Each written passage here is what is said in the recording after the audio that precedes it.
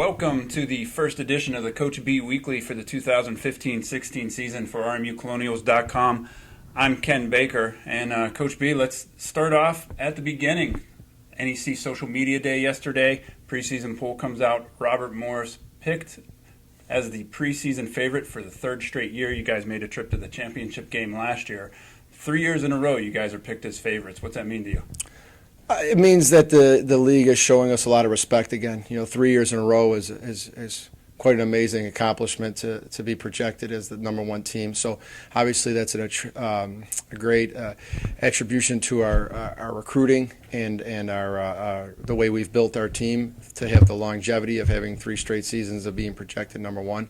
But in the retrospect of the whole picture, it doesn't mean really much. It means, you have respect, but you haven't really earned anything yet. It's just a prediction and a poll that we have to live up to now, and we know that that's something that's always difficult to do. Yeah, and it's something you talk about, living up to that poll, and that's something that head coach Sal Viscalia said yesterday. It's great to have that prediction, but it's where you are at the end of the season that matters most.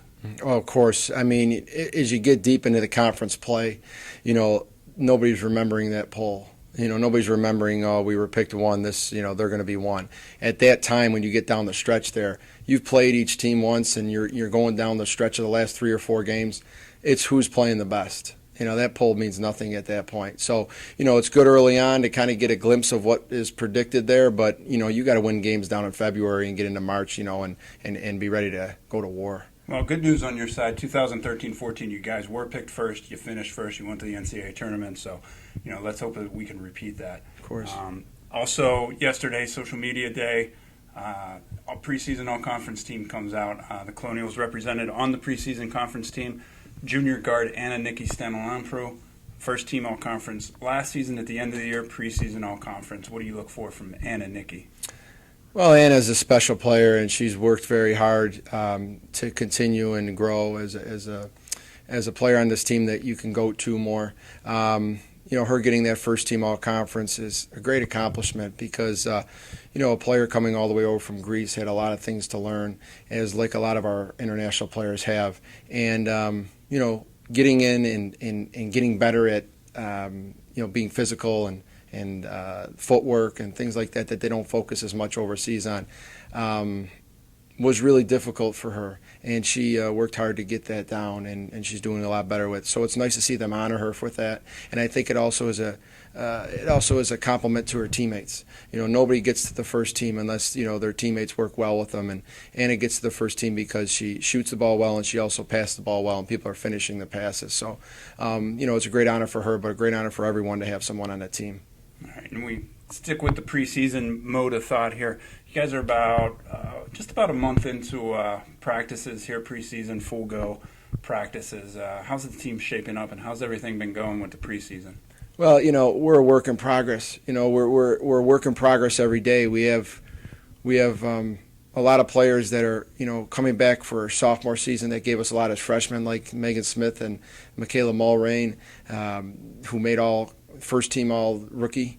That's something that you got to watch out for. Freshmen that get all rookie teams, sometimes it's tough to come back and have a great sophomore year. So we're working on making sure that they're not comfortable with the player they were last year and continuing to grow. And our sophomores that are now juniors, like Rebecca Navarro, who had a great freshman year, I think, shooting the ball, and she dropped off a little bit last year as a sophomore.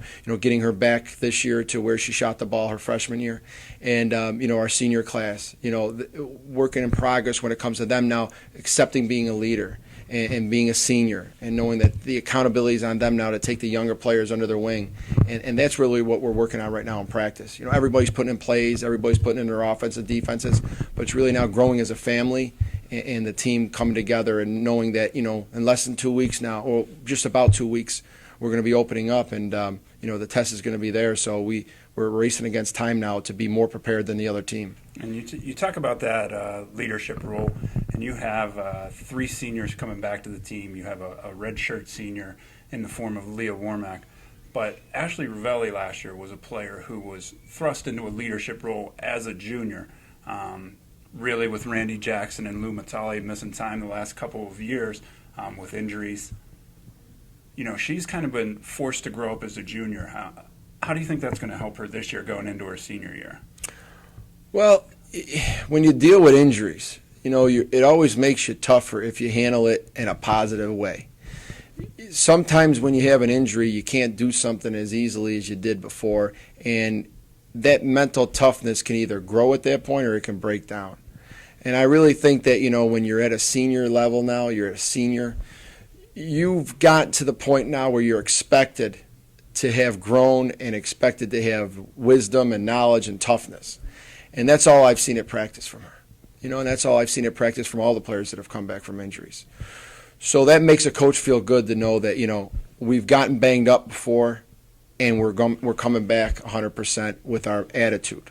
We might not be 100% with our body, but your mind is going to make more of a difference than your body is. You know, players will go out there and play with nagging injuries and be amazing on the floor because, you know, they're mentally tough and it's mind over body. So that's what I'm looking for with her, and I'm looking for with the rest of the players that you mentioned that have come back from injury. And I've seen nothing but, you know, positive energy and a lot of toughness in practice, which makes us feel like we're doing a great job as a coaching staff of growing these kids. You've touched on it several times as mental toughness, getting after it, playing with a little bit of fire. Is that the kind of play we should expect to see out of these 15-16 Colonials?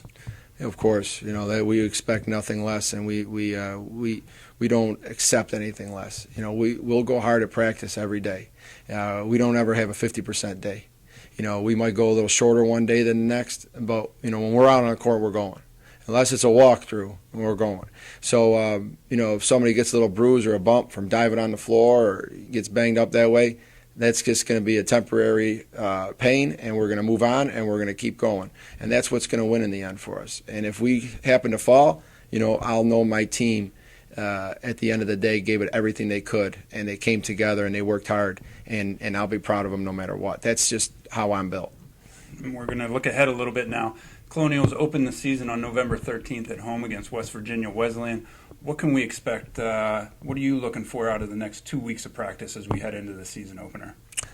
Well, expect us to really get ourselves in the frame of mind that we're going to be playing another team, and you know the game's going to count, and there's going to be pressure. So expect us to put more pressure on them in practice, where you know we have to go against situational things where we're down late or we're up late, and trying to prepare for how we're going to work clock or how we're going to score quickly, and we're not going to have everything we want to have in for March in the first game, and that's something that maybe a younger coach might have the anxiety about, is having everything in.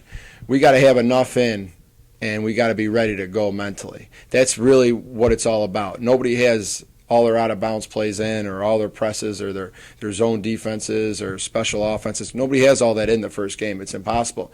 You put too much stuff in, you're going to confuse your team. You got to keep it simple. You got to challenge them at the end of the games to be prepared for situational things, because some of the players that are going to be out there only had so many experiences in those type of close games where they had to respond when the pressure's on.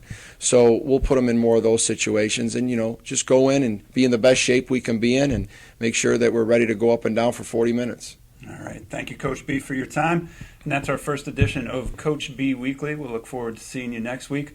When we get going closer to the season, Robert Morris opens up against West Virginia Wesleyan November 13th at 10 a.m. We'll look forward to seeing you there and seeing you online next weekend for Coach B Weekly.